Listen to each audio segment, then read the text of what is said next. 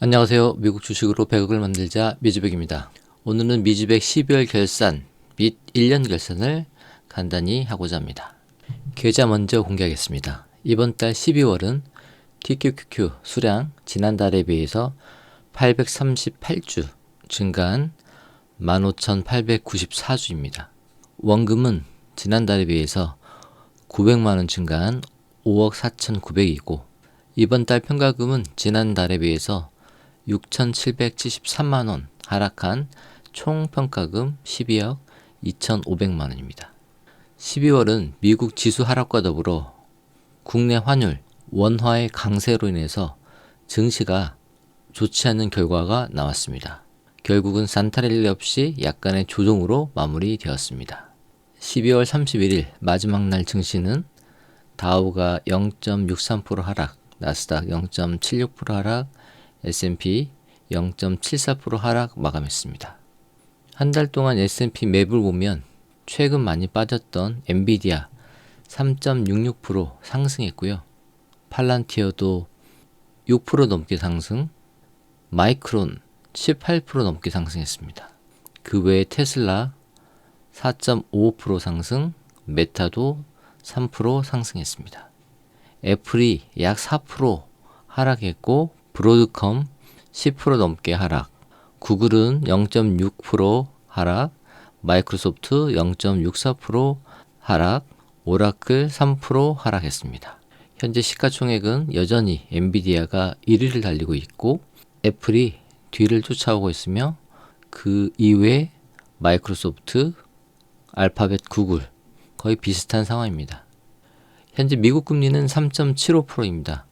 보시는 바와 같이 계속해서 금리가 내려오고 있고요. 최근 1년 사이에 4.5에서 현재 3.75%까지 하락한 상태입니다. 그리고 내년도 금리 인하 가능성 보시면 현재는 4월 넘어서 가능성이 있어 보이는 상황인데 그 중간에 어떤 일이 일어날지 계속해서 지켜보겠습니다. 1개월 동안 지수 변화를 살펴보면 다우가 1.64% 상승, 나스닥 0.15% 하락, S&P 0.48% 상승, 국내 코스피 7.49% 상승 마감했습니다. 국내가 압도적으로 높습니다. 그리고 CNN에서 발표한 공포지수는 현재 46, 중립 단계이며 최근 57까지 탐욕 구간까지 올라갔었는데 다시 중립으로 내려왔습니다.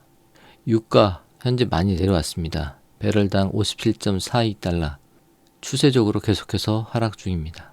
이번 달에는 환율이 급락했습니다. 최근 한 달 동안 약 2% 넘게 빠졌고요. 현재 달러당 1,441원입니다. 표를 보시면 한 달 동안 1.74% 하락했습니다. 한 달 동안 TQQQ는 약 2.46% 하락했고요. 한 달 결산인이 연금저축 IRP도 포함시켰고요. 연금저축 IRP는 다음과 같습니다. 이것은 미주백 연금저축 IRP고요. 이것은 와이프 연금저축 IRP입니다. 다시 한번 이번 달 미주백 계좌를 말씀드리겠습니다. 수량은 838주 증가한 15,894주이고요. 그리고 한 달간 TQ 2.46%의 하락과 환율 약 2%의 하락으로 인해서 총 평가 금액은 6,773만원, 빠진 12억 2,500만원입니다. 그리고 1년 결산인 만큼 1월부터 현재 12월까지 어떻게 자산이 변화가 되었는지 한번 살펴보겠습니다. 1월 달에는 원금이 5억 1,940만원이었습니다. 그리고 수익금은 3억 5천, 총 평가액은 9억 1,400이었고요. 12월에서 1월로 넘어오면서 그러면서 3월, 4월 엄청나게 빠졌죠. 특히 4월달 보면은 손실금액 2억 7,200까지 하락했습니다. 3월달, 4월달 2억 4,300 빠지고 2억 7,200까지 빠진 상황에서 5월달에는 약간 회복했네요. 마이너스 1억 3,900, 6월달까지 마이너스 3,000, 다행히 7월부터 수익으로 돌아섰습니다. 7월달에 4천만원 플러스가 되었습니다. 그 이후에 쭉 상승해서 최고치는 11월달에 3억 1,800까지 상승했고 다시 이제 12월에는 하락해서 2억 6,600으로 마감이 되었습니다. 차트를 보시면 수량 변화는 비슷비슷하고요.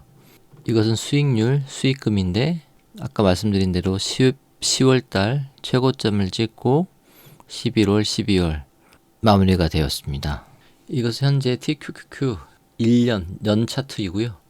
이거는 주봉, 일봉, 이것은 분봉인데 TQQQ 현재 1년 기준으로 보면은 33% 상승했습니다. 중간에 주봉에서 보면은 중간에 3, 4월 달에 엄청나게 하락했었는데 결국은 상승 마감했죠.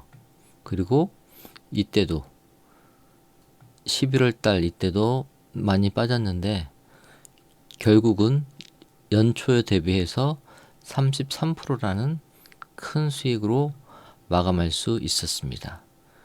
아마 내년에도 비슷하게 흘러가지 않을까 싶습니다.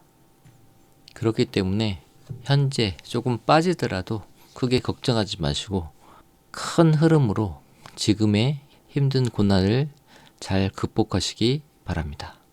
우리 존경하는 미주백 가족 여러분, 2025년도 수고 많으셨고요. 2026년도 저와 함께 긍정적이고 밝은 마음가짐으로 함께 가보시죠. 감사합니다. 미주백이었습니다. 3년 연속 정말 뜨거웠죠, 미국 증시. 모두가 궁금해하는 건 이겁니다. 이 파티 2026년에도 계속될 수 있을까? 오늘 바로 그 질문에 대한 단서를 함께 찾아보겠습니다. 자, 2025년. 숫자만 보면 정말 화려했죠. 근데요, 그 속을 한번 들여다보면 이야기가 완전히 달라집니다. 이건 뭐 아찔한 롤러코스터를 타는 것 같은 그런 격동의 한 해였다고 할 수 있습니다. LPL 파이낸셜의 아담 턴퀴스트가 한 말이 딱인데요. 놀라운 강인함. 이 한 단어가 2025년 시장을 정말 정확하게 요약하는 것 같아요. 아니, 그렇게 어려운 상황 속에서 어떻게 버텨냈을까요? 그 여정을 지금부터 한번 따라가 보시죠. 자, 그럼 먼저 2025년으로 한번 돌아가 보죠. 이 화려한 수익률 뒤에 과연 어떤 아찔한 드라마가 숨어 있었을까요? 보세요. S&P 500, 나스닥, 다우존스. 와, 정말 놀랍지 않나요? 이 세 지수 모두 3년 연속으로 두 자릿수 상승이라는 대기록을 세웠습니다. 그야말로 멈출 줄 모르는 상승 랠리였던 거죠. 하지만 이게 결코 순탄하게 얻어진 결과가 아니라는 겁니다. 아주 극심한 변동성, 정책의 불확실성, 또 지정학적 긴장감, 이런 온갖 어려움 속에서 정말 힘겹게 피어난 꽃 같았다고나 할까요? 자, 이 타임라인을 보시면 그 역동성이 한눈에 들어오실 겁니다. 특히 4월을 한번 보세요. S&P 500이 고점 대비 거의 20%나 폭락하면서 시장을 그냥 공포로 몰아넣었거든요. 그런데 9월에 연준이 극적으로 금리 인하를 시작하면서 시장이 정말 놀라운 회복력을 보여주기 시작합니다. 모두가 주식 시장만 쳐다보고 있을 때 사실 진짜 주인공은 따로 있었습니다. 2025년 가장 놀라운 성과를 낸 자산은 의외의 곳에 있었거든요. 바로 금입니다. 무려 63%, 1970년대 이후 최고의 한 해를 보냈다고 해요. 이게 그냥 올랐다 정도가 아니라 시장 참여자들이 얼마나 불안했는지를 보여주는 아주 명확한 신호였던 거죠. 그런데 금보다 더한 게 있었습니다. 바로 은인데요. 2배가 넘었어요. 무려 140% 이상 폭등했습니다. 이건 뭐 거의 광란의 질주였죠. 아니, 도대체 왜 이렇게 귀금속이 난리였을까요? 그 이유는 딱 두 가지.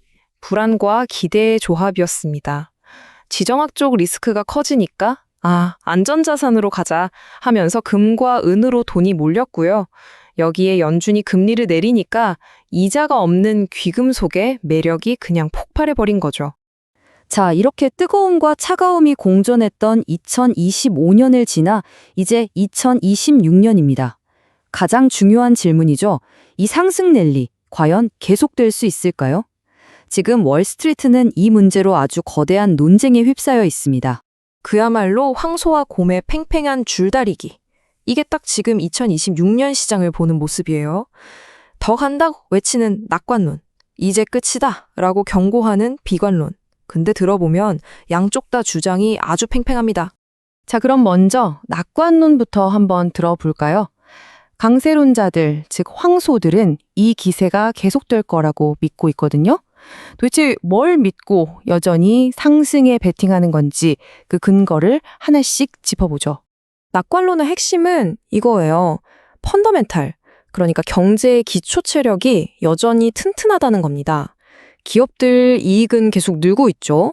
AI 같은 혁신 기술에 대한 투자는 뭐 말할 것도 없고요. 거기다 연준 정책도 시장에 우호적일 거라는 거죠. 이게 바로 상승의 동력이라는 겁니다. 이건 그냥 희망회로가 아니고요. 실제로 월가의 큰 손들, 그러니까 거대 투자은행들도 비슷한 생각을 하고 있습니다.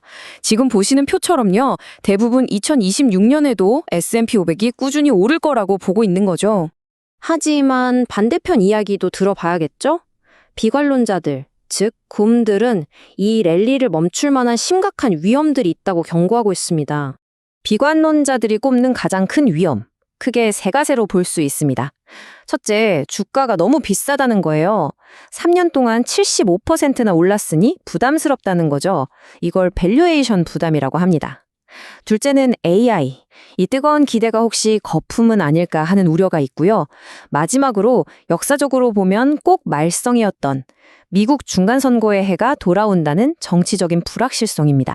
결국 2020년 시장은 이 두 힘의 거대한 줄다리기라고 볼 수 있겠네요. 한쪽에서는 AI 혁명과 탄탄한 기업 이익이라는 황소가 가자 하고 끌어당기고, 다른 한쪽에서는 너무 비싸 하는 가격 부담과 정치적 불확실성이라는 곰이 버티고 서 있는 거죠. 과연 어느 쪽의 힘이 더 셀까요? 자, 여기서 우리가 주목해야 할 아주 중요한 변화가 하나 있습니다. 그동안 시장은 금리가 어떠냐, AI가 어떠냐 하는 큰 이슈에 따라 움직였잖아요. 그런데 이제는 그런 분위기보다는 개별 기업의 실적, 내재 가치 같은 본질, 즉 펀더멘털이 더 중요해질 거라는 목소리가 점점 커지고 있다는 겁니다. 정리하자면 희망과 기대감으로 달려온 긴 랠리의 끝에서 과연 2026년에는 이 펀더멘털이 주인공이 될 수 있을까요? 아마 이 질문에 대한 답을 찾아가는 과정 자체가 2026년 시장의 가장 중요한 이야기가 될 것 같습니다. 뜨거운 상승 기세와 차가운 가격 부담 사이에 팽팽한 긴장감 속에서 우리는 어떤 선택을 해야 할까요? 여러분은 어떻게 생각하시나요?